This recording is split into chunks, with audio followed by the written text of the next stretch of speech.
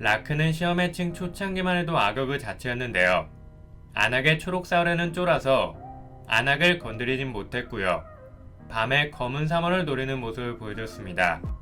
하지만 검은 사머를 가지고 있던 밤한테 흥미가 생긴 쿤이 밤을 도와주면서 라크를 막아섰는데요. 이때 작가님은 근력과 육체, 내구력에서는 라크가 강하지만 나머지 부분에서 쿤이 전부 앞서서 결국 쿤이 승리할 거라고 말했습니다. 하지만 시험시간 종료가 임박해서 라크를 동료로 만들어야만 했던 밤과 쿤은 어거지로 라크를 붙잡아서 동료가 되었죠. 라크는 쿤과 함께 네루로가 만든 신수의 장막을 가볍게 통과했고요. 유한성의 시험에서는 찍어서 운 좋게 통과하는 모습을 보여줬습니다. 그리고 밤과 쿤한테 자신의 위대함을 자랑하며 이때부터 밤과 쿤을 부하로 인정했죠. 창직이 수업에서는 자기가 제일 먼저 합격하겠다고 말했지만 굴욕적이게 실패하는 모습을 보여줬고요. 이후 악령이 한 번에 합격하면서 악령한테 밀리는 위상을 보여줬습니다. 참고로 악령은 해돈이 라엘을 위해 준비한 선별인원이었죠. 하지만 결국 라크도 시험 해칭에서 두 번째로 조기 합격하면서 창직이로서의 재능이 나쁘지 않다는 걸 드러냈습니다. 자머 모리에서는 파라쿨을 들고 뛰면서 이때부터 파라쿨이 라크의 부하가 됐는데요. 향후 29층에서는 사기꾼 거북이를 만나러 간다면서 쿤을 찾으러 떠납니다. 30층에서는 원샷 원 오퍼튜니티가 진행됐는데요. 여기서 라크가 쿤을 미행하면서 쿤이 살아있다는 걸 확인한 다음 아르키메데스에 탑승합니다. 아르키메데스에서는 라크가 쿤과 제외한 뒤 쿤이 퍼그 때문에 밤을 데려오지 못한다고 말하니까 넌 그렇게 망설이다가 맨날 아무것도 못하는 거라며 라크가 폭풍 디스했습니다. 배틀 엑스 갬블에서는 라크가 시험에 통과한 뒤 대놓고 밤 쪽을 쳐다보면서 반드시 밤을 데려가겠다는 의지를 표출했죠. 이후 파티가 시작됐을 때 밤을 쫓아갔는데요. 파라클의 도움으로 드디어 밤과 만나게 됩니다. 이때 라크는 처음으로 눈물 흘리는 모습을 보여주면서 동료를 굉장히 소중히 여긴다고 볼 수 있었죠. 하지만 엔도로시의 제재로 밤과 다시 헤어지게 됐고요. 이때 리플레조한테 밤이 동료들과 만났다는 게 들키면서 본격적으로 퍼그한테 밤을 죽일 빌미를 제공하게 됐습니다. 성장형 토너먼트에서 라크의 영입 비용은 2급 선블인원 상위급 파도잡이인 쿼 에트로보다 높았고요. 10가문인 이와와 동일하게 책정되면서 10가문급 이상을 보여줬습니다. 하지만 이후 베타를 만났을 때 유라시아 가문 지파인 라우레랑 영가문 직계인 이와와 1대3의 대결을 펼쳤는데도 역부족인 모습을 보여줬죠. 그래서 작가님은 라크를 업그레이드 시키기 위해 상점에서 라크한테 매드 쇼커를 선물해줬는데요. 처음에 리플레조를 상대할 땐 어떻게 사용하는지 몰라서 막 싸우다가 쿤이 가르쳐줘서 이 창이 투척용이라는 걸 알아냈습니다. 이후 라크의 매드 쇼커로 인해 리플레조의 밸런스가 완전히 무너졌고요. 밤이 리플레조를 막타치면서 완전히 끝냈습니다. 결국 워라익송이 준비한 부유선으로 이들은 무사히 탈출했고요. 오랜만에 라쿤밤 3명이 제외한 모습을 보여줬습니다. 하지만 지옥열차에서는 화련한테 탕수육팀이 너무 밤에 의존해서 탑을 올라간다고 지적받았는데요.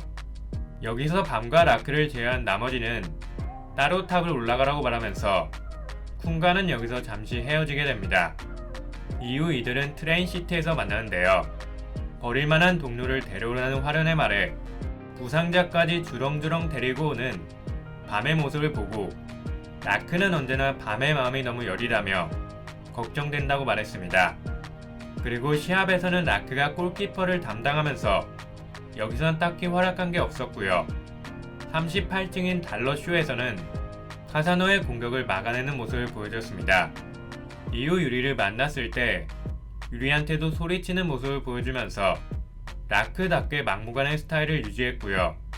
쿤이 유리한테는 까불지 말라면서 쿤한테 제재당했습니다. 39층인 네이먼트 정거장에서는 아리의 이니에타와의 대결에서 패배했는데요. 이때 10가문인 이하도 순식간에 당했는데 라크는 끈질기게 저항하는 모습을 보여주면서 이니에타가 대단하다는 평가를 내리기까지 했습니다. 쿤난도 이니에타의 1대1 대결에서 제대로 승리하지 못했고요. 에딘 단과 시아시아의 도움을 받아서 겨우 승리했으니 라크가 이니에타의 대결에서 패배했다고 결코 약하다고 평가할 순 없었습니다. 이후 라크는 네이먼트 정거장을 빠져나가려고 할 때 유리의 공격에 휘말려서 죽은 걸로 추정되고 있었는데요. 숨겨진 층에서 라크가 모습을 드러내면서 여전히 건재하다는 걸 입증했습니다. 라크가 숨겨진 층으로 이동할 수 있었던 데에는 홍다나가 하울한테서 받은 숨겨진 층의 거울 조각 덕분이었는데요. 3명 중에 유일하게 라크만 이동된 걸 보면 라크의 몸이 특이해서 순간 이동이 가능했던 걸 수도 있습니다. 순간적으로 우렉마지노처럼 공간 왜곡 비슷한 능력을 발휘했던 걸 수도 있죠. 그리고 숨겨진 층에서 라크를 닮은 벽화가 나왔는데요. 벽화에 새겨져 있을 정도면 라크의 종족은 예전의 사람들한테 신처럼 추대받는 종족이 아니었을까 싶습니다. 또한 해돈의 층에서도 라크를 닮은 벽화가 있었는데요. 탑 전체에 새겨져 있을 정도면 영향력이 굉장히 컸던 종족이라고 볼 수 있었습니다. 또한 숨겨진 층에서 라크는 엔도르시도 느끼지 못했던 자아드의 위험성을 곧바로 감지해서 밤한테 향했고요. 밤과 함께 자아드한테 죽을 뻔했지만 에드안의 도움으로 무사히 살아납니다. 그 후 에드안한테 수련받을 때 라크의 신수 성질이 방패라는 게 나왔는데요.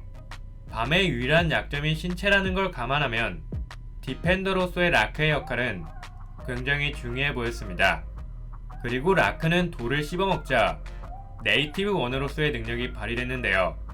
라크의 종족은 탑의 원주민이었던 거인의 후손이라고 합니다. 이들은 탑의 원소를 지배하고 다룰 수 있었는데요. 라크는 네이티브 원의 직계들과 거의 유사하다고 나왔습니다.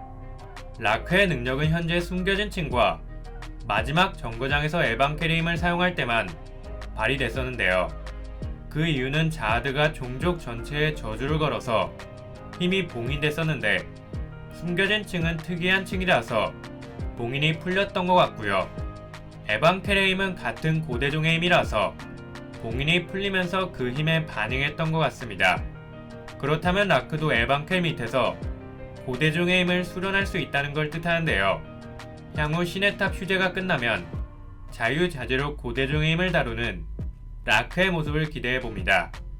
숨겨진 층이 사라지기 직전엔 쿤이 라엘의 계략에 당하면서 쓰러진 쿤을 진심으로 걱정하는 모습을 보여줬고요. 지옥열차로 돌아왔을 때 라엘을 죽이겠다며 혼자 라엘이 있는 곳으로 쳐들어갔습니다. 밤이 중간에 개입하면서 라크의 강함을 판단하긴 어려웠지만 기세만 놓고 봤을 땐 하유라랑 라엘과 1대2로 싸워도 충분히 이길 수 있을 것 같았고요. 밤이 워낙 강해진 탓에 라크가 좀 묻힌 경향이 있었습니다. 마지막 정거장에서는 D급 선별인원 중 가장 임팩트가 있었던 자아드의 은총을 받은 네비를 압도하면서 역시 일반 선별인원들에 비하면 위상이 높다는 걸 입증했습니다. 그리고 하진성이 죽은 줄 알고 슬퍼하던 밤을 라크 특유의 위로법으로 격려하면서 밤이 다시 일어설 수 있게 힘을 주기도 했습니다.